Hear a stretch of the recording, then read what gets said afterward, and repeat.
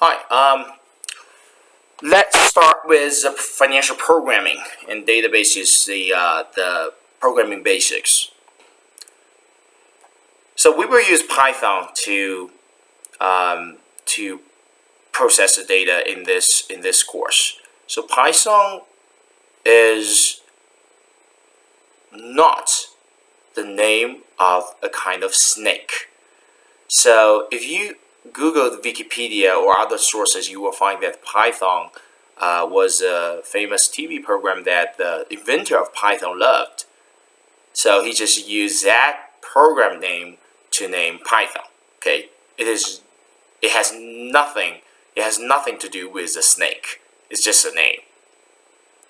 It's a high-level, interpreted, interactive, and object-oriented scripting language. Okay, these are a lot of concepts, and we will introduce them like in the later parts. It's very different from C, which is a compiling language. So a compiling language means that after you write all the codes, the computer will compile your codes into the machine reading codes. So you have to write all of the codes, and all of the code as a whole will be compiled and translated into some other codes that only the machine can understand. But Python is different. So for C, you cannot just write one line of code and execute it. No, you cannot do this. You have to write like all of the codes, then compile it, then execute it. But for Python or Java or other similar languages, you can just write one line and you can just execute this line, okay, this code, without compiling the previous or the later codes. It is also an interactive language, so that means that you can just give the IDE, the interactive development environment, a code, and it will tell you like whether this code is implemented, is executed or not. And it can tell you like maybe like why this code cannot be executed. You probably have making such a bug, and the machine will ask you to correct this bug. Okay.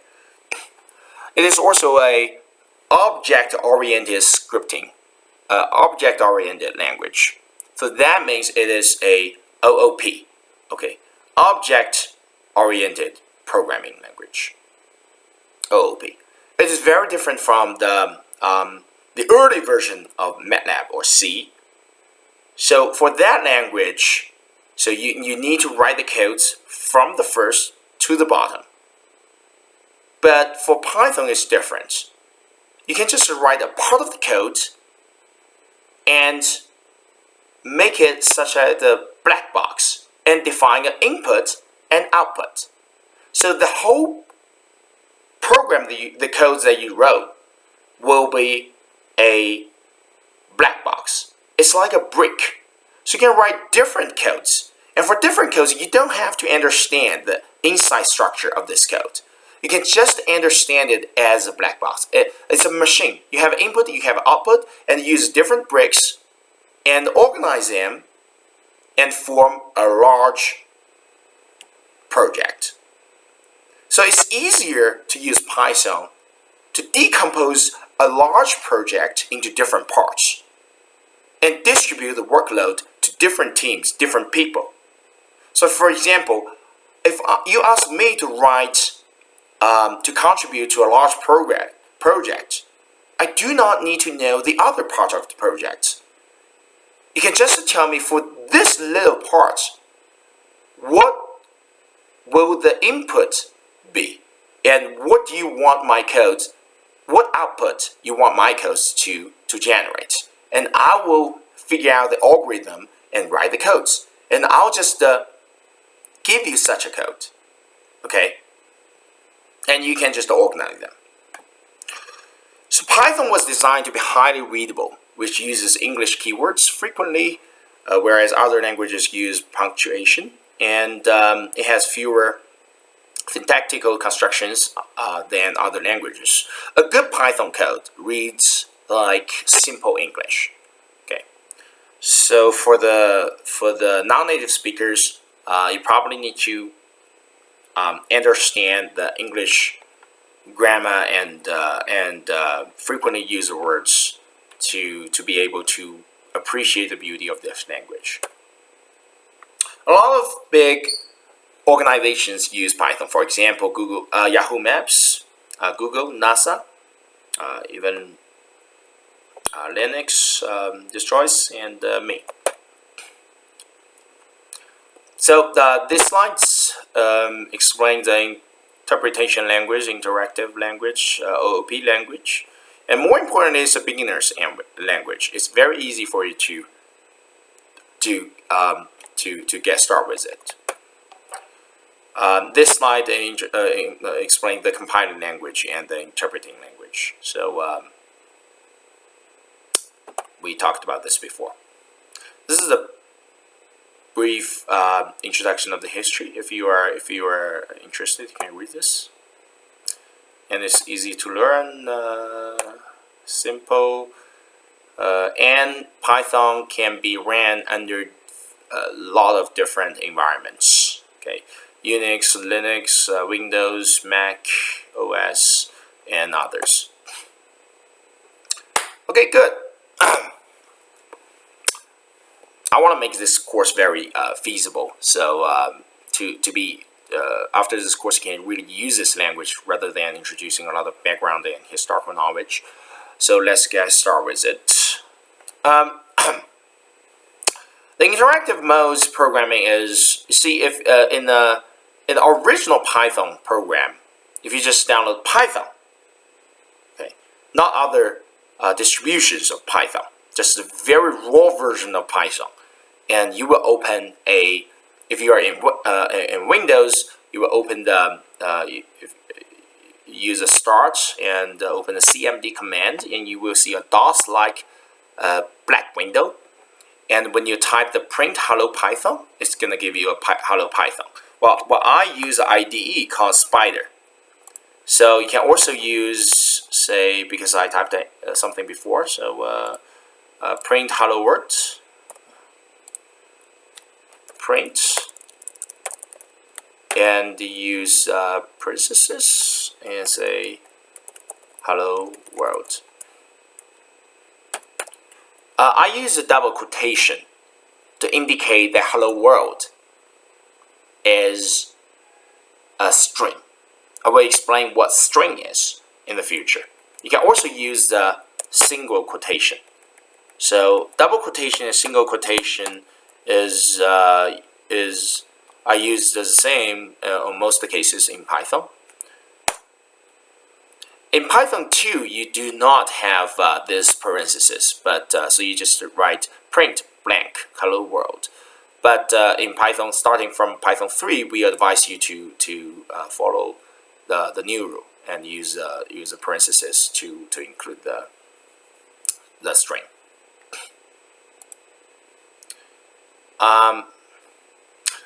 Not only you can print what you want, you can also use Python to do the simple calculation. For example, if you use 3 plus 5, see, in means input. Okay, this is a console in the IDE. I will explain it later. 3 plus 5. Plus is operator. It's an operator. Okay, there are, of course, minus is also an operator. Multiply is an operator. 3 multiply 5, you will find the output 15. Okay. Well,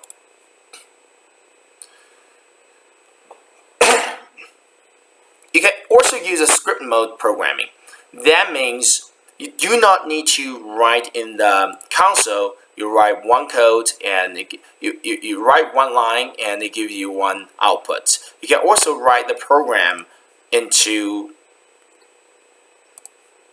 a script and save the file and name it as something, for example, the test.py. .py. So if you name a file, for example, you can just write the program into a txt file. Then you rename the file as something, for example, helloworld.py or your name.py or test.py, and you double click it, and the script will be executed. And if you write print, the execution will give you the print of the string that you wrote. And if you you can also use Python to do other things. For example, to rename all of the file names in one folder, or you move specific kind of files from one folder to another folder, or other things, or maybe to that the computer just sleep or shut down automatically after doing something.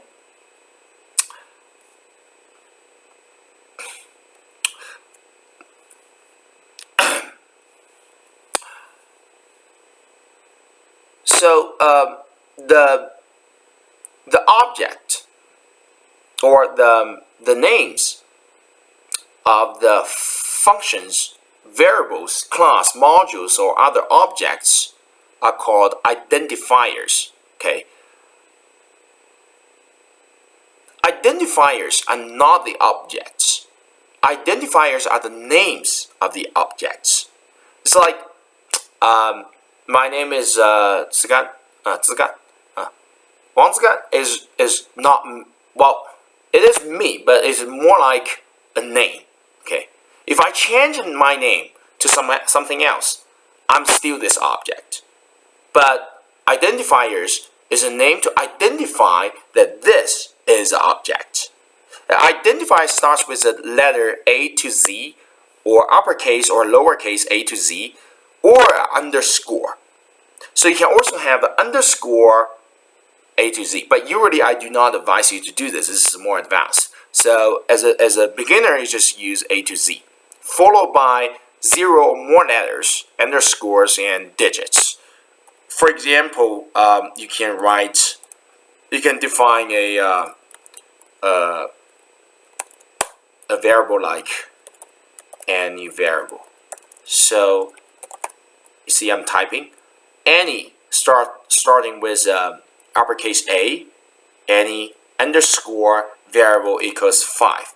So I got any that, well, you probably don't know how I got this. So I got an AN, then I just directly get this. You type the the tab key, and you can get this. So to avoid the tedious typing of the full name of the identifier, and you type this, and it's going to be 5.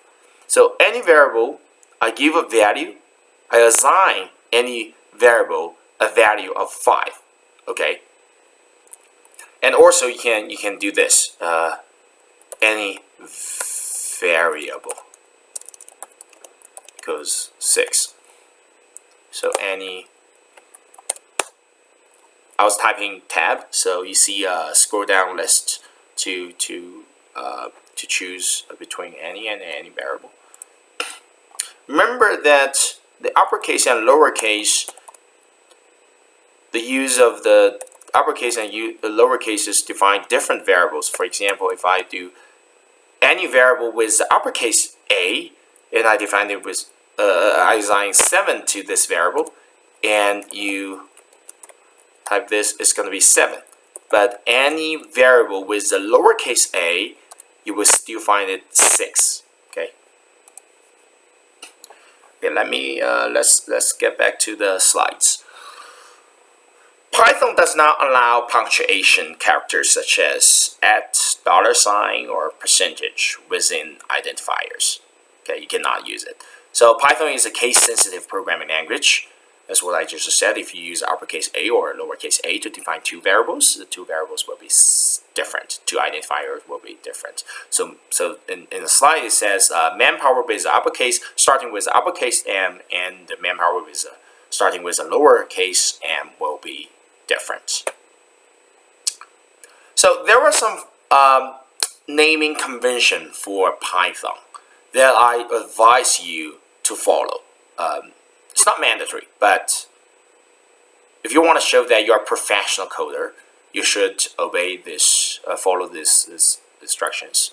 So class names, you will learn simple class a little bit. Class names start with an uppercase letter, and all of the other identifiers with a lower case letter. Functions and variables for lowercase. If you see a identifier with starting with an uppercase letter, it should be a class. Okay, starting with an identifier with a single leading underscore, indicating by convention that the identifier is meant to be private. It's a private identifier. We will explain it in the later classes. Starting a identifier with two leading underscores, indicating a strongly private identifier. And if the identifier also ends with two trailing underscores, the identifier is a language-defined special name.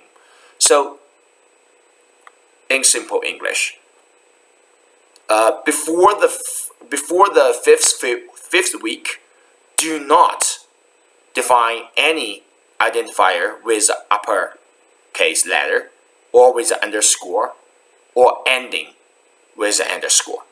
Okay, then your variable, your identifier of the variables that you define will be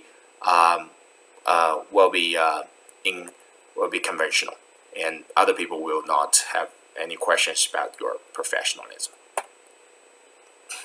There are also some reserved words. So keywords contain lowercase letters only. Okay, these are the reserved words, meaning that in Python, these words have been predefined by this language to have some specific use.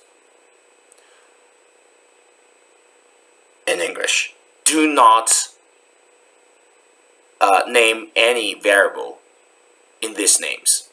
How do you do that? How do you know this? Well, if you use a very original Python, you will not know this. But in IDE such as Anaconda Spider, you will find that if you type A and D, then you find that the color becomes blue.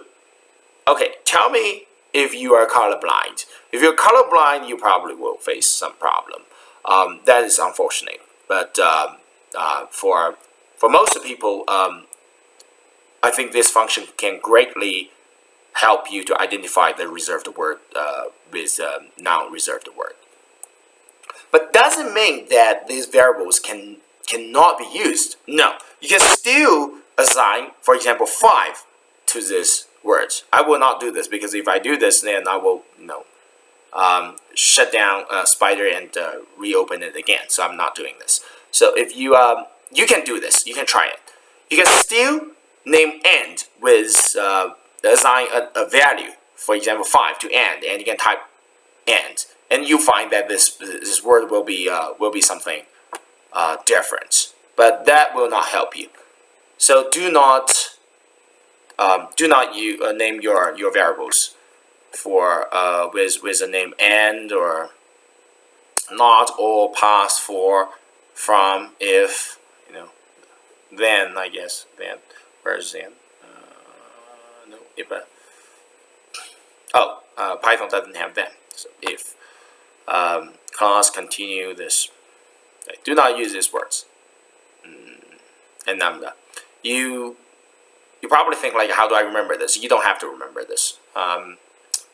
You will get familiar with them very naturally. And simple thing, if you type it and it becomes blue, do not use it. Lines and indentation. This is different from a lot of programming languages, for example, C++. In Python, indentation is very important. Lines are very important. So for example, if you write the if true, so if true, for if 5 is greater than 3, then you print answer, you print true. Else, meaning that if the condition is not true, for example, if 3 is greater than 5, which is not true, 3 greater, if you don't understand what I'm talking about, you see, in Python there are several different variable types. One type is called Boolean. Boolean has 2 values, true or false. If you type 5 greater than 3, it's going to return true. If you type 3 greater than 5, it's going to return false. Okay, false. So false and true are used in a lot of situations, especially in the if-else structure. So if the condition is not true, else the statements in under else will be executed. So you will the answer and false will be printed. Okay. So this line will be this whole codes will not be executed if your indentation is not right. Some people use tab. You can use tab, but I advise you to use 4 blanks because tab can be 4 blanks in under some OS, some operating system, but it can be 2 blanks or other, just not in 4 blanks in some other OS. So your codes, if you use tab, then if you give your codes to a Linux user or some users of the other IDEs, probably the codes will not be executable. So if you use 4 blanks, that will be alright. So if you do not use 4 blanks but 3 blanks or 2 blanks or no blank, then this codes will not be executed. You will have a error notification. For example, let me show you.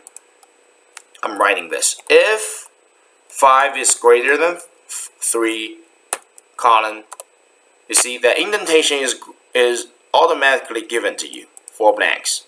1, 2, 3. Wait. I should probably do it here. If 5 is greater than 3. Okay. 1, 2, 3, 4. Okay. Here. Okay. If 5 is greater than 3, print true. Well, true is a Boolean variable, so you do not need to use double quotation to include it to indicate that it's a string. So the Boolean variable Boolean value can be directly printed. Then let's say else print false. What will the outcome be? It's going to be true because 5 is indeed greater than 3. Okay. So true. So what about how do I get this code? Very easily. So you use up and down in your keyboard. If you use up, it's going to show you the previous code. Up. Okay, it's going to show you the full codes. And use up, it's going to show you the last codes. Then you use up. Then you use up. Okay. If I change it, I delete the indentation. What's going to happen? You find that it notifies you indentation error. Expected intended block. Okay, so this is the error. What if you just say do this?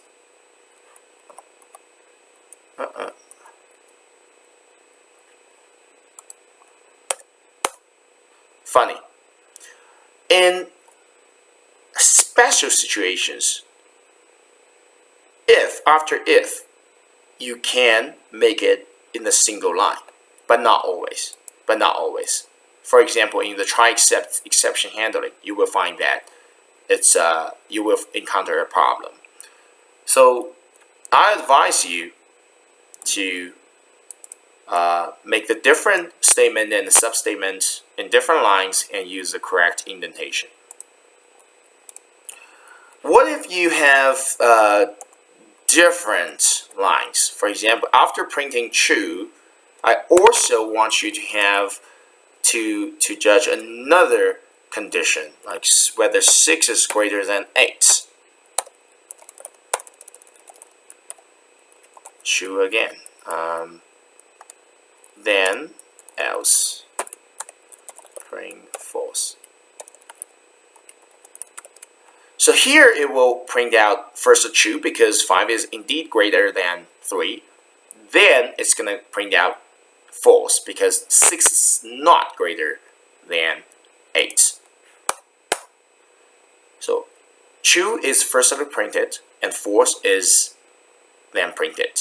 So here we use a double indentation. We use another indentation after the second if condition because this is another, the whole if else here, the second if else is a substatement under the first if condition, and the second print true is a substatement under the second if condition. Okay. So let's get back to the slides. Multi-line statements. If your statements is too long, you can use a slash to divide them into different lines to make it more readable. Okay. For example, if you use this is an operator. Well, plus operator. If plus operator is connecting two values, the plus operator will calculate the sum of the two numerical values. But if you use different strings, the plus operator will connect the two strings. For example, if you type one string with quotation hello,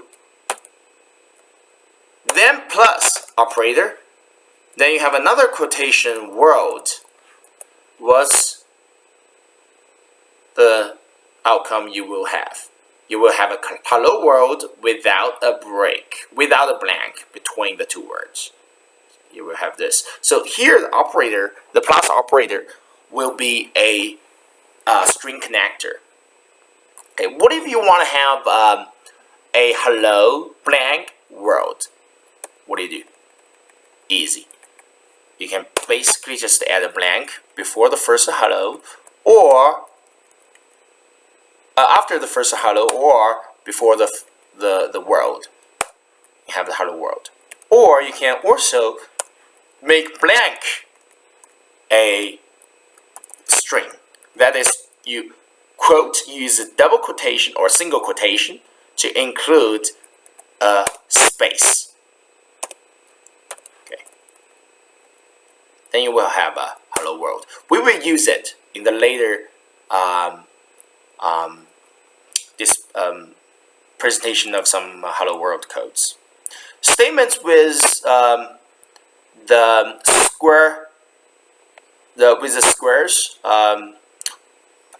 the curly bracket, the square bracket, curly bracket, or the parentheses brackets do not need to have the line continuation character. For example, you use days because this is a list. Okay, so the square bracket is indicating a list, is a data type, is object type, and the curly bracket indicates a dictionary, and the parenthesis is indicating a tuple. We will explain it.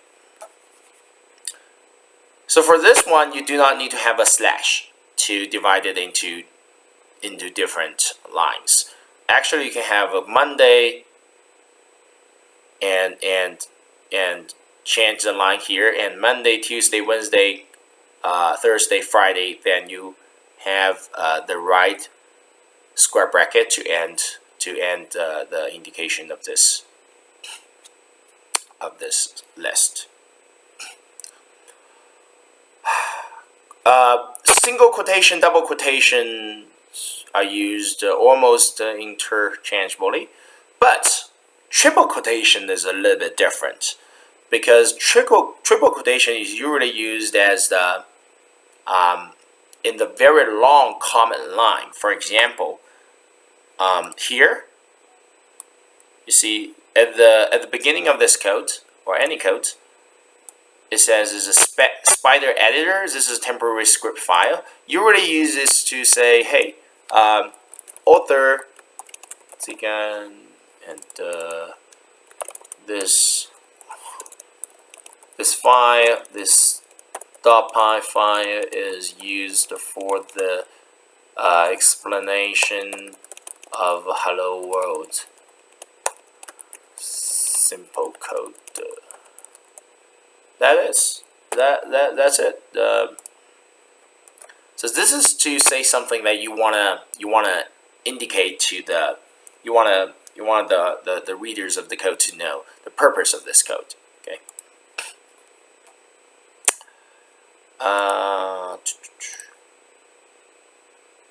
Comments.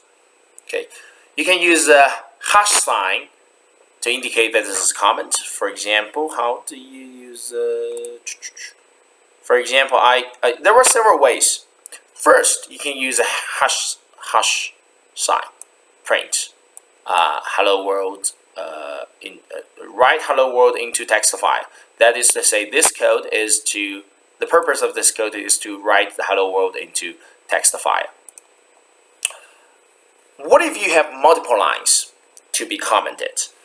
Comment can be used to indicate the purpose of this code, or it can be used to hide this code from the execution. So if you have a long code and you want to test different parts of the codes to see, for example, which part can be executed, which part may have bugs, you can just put comment into the lines of the code to make it gray. So for example, if I can use a hash here, a hash here, a hash here to comment these lines. To comment these lines meaning to make these lines not executed when you press the run file button. Okay. But if you have too many codes, if you just comment each line, it's going to be very tedious. So what do? You use your mouse to include all of them, or maybe you can do this if you use Python or any other programming language for a long time. You can do this without using a mouse. Some of the Mac users do not use mouses. You press Shift. You press Shift here and hold the Shift sign, and you use down arrow. The down arrow, you press it, and you can just choose different lines. Okay, you choose the different lines. Then what? Then you press Control plus. I think in the Spider is Control plus 1. Control plus 1. Yes. If you choose Control plus 1, if you press Control plus 1, hold Control, then press 1, you can put hash sign before every line of this code that you have chosen. And you press 1 again, then all of the hash sign will be removed. Okay, this is just for IDE, the Spider IDE. In some other IDEs, for example, Sublime or some others, you probably need to use Control plus slash or Control plus some others. Okay, this is called comments. Blank lines. A line containing only white spaces, possibly with a comment, is known as a blank line, and Python totally ignores it. That is, when Python executes each line of code, these lines will be executed. Then why do we need them? Because to facilitate your human reading. See, if I just put the codes like this, can you read it? Of course you can read it, but it's just it's just like when you write a paragraph, you don't have when you write an article, it doesn't have the paragraphs. It's just that everything is together, is piled up together. It's very hard for you to write it.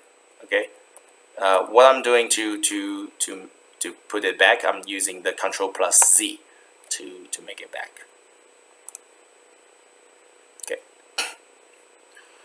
Sometimes you can use you can put multiple statements on a single line using the semicolon. Okay, but I do not advise you to do this. Remember that different from a lot of other programming languages, in Python, you do not have the semicolon after each statements. Well, in some other languages, you have to have column after every statement. In Python, you do not have to have it. So semicolon is to connect the different statements and to indicate that these statements belong to different lines in normal presentation. Multiple statement groups as suits. Groups of individual statements making up a single code block are called suits in Python. Okay. So this is a suit. This is a suit, and this is a suit. So compound or complex statements such as if, while, def is for the definition of a class or function, and class, I'm sorry, for function, not class, function, are those which require a header line and a suit.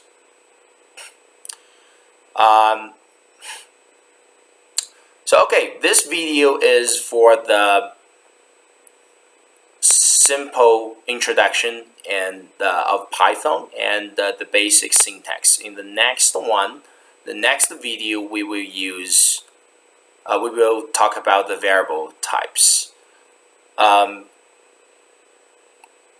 Yep, let's stop here.